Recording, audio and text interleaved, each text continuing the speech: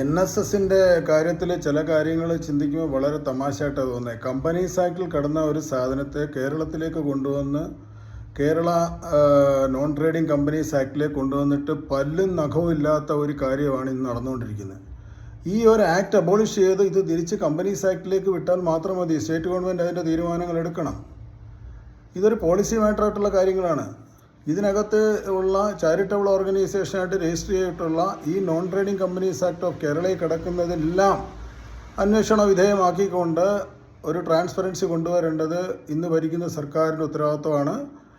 അപ്പോൾ അത് ആണ് പ്രധാനമായിട്ടും നമുക്കിതിനകത്ത് ചെയ്യേണ്ടത്. പിന്നെ രണ്ടാമത് NSS കേരളത്തിന് വെളിയിലുള്ള കാര്യത്തിൽ NSSൽ ആർക്കും വെളിയിലുള്ളവർക്ക് അപ്ലൈ ചെയ്യാം. അത് കിട്ടിയില്ല എന്നുണ്ടെങ്കിൽ, അവർക്ക് മെമ്പർഷിപ്പ് കിട്ടിയില്ല എന്നുണ്ടെങ്കിൽ അവർക്ക് നേരെ കേരള ഹൈക്കോടതിയിൽ ഇന്ന് കേസ് കൊടുത്തിരിക്കുന്നവരുടെ കൂടെ ഒരു ഇംപ്ലീഡിങ് പാർട്ടിയായിട്ട് ചേരാം.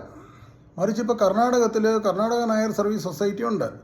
പക്ഷേ അതിൻ്റെ തലപ്പത്ത് നേരത്തെ ഇരുന്ന ആൾക്കാരും ഇപ്പോൾ ഇരിക്കുന്ന ആൾക്കാരും നായർ സമുദായമായിട്ട് പുലബന്ധം പോലും ഇല്ലാത്തവരാണ്.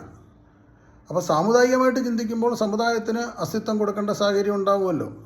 മറിച്ച് നായർ സേവാ സംഘ് കർണാടക എന്ന് പറയുന്ന പ്രസ്ഥാനമാണെന്ന് നായർ ആൾക്കാരുടെ ഒരു സംഘടനയായിട്ട് പൊട്ടിപ്പൊളന്ന് അങ്ങനെ ഓരോരോ സംഘടനകളും വീണ്ടും പൊളർന്ന് പോയിട്ട് ഐക്യം ഉണ്ടാവുമോ? ഈ നായർ ഐക്യവേദിയത്തിൻ്റെ എത്ര മെമ്പേഴ്സ് ഉണ്ടെന്നുള്ളത് ദൈവത്തിന് മാത്രമേ അറിയുള്ളൂ.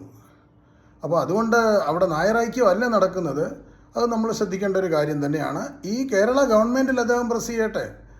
ഈ കേരള സ്റ്റേറ്റിലെ നോൺ ട്രേഡിംഗ് കമ്പനീസ് ആക്ടിലോട്ട് ലയിപ്പിക്കട്ടെ. അതല്ലേ ഇതിനുള്ള ഉചിതമായ മറുപടി.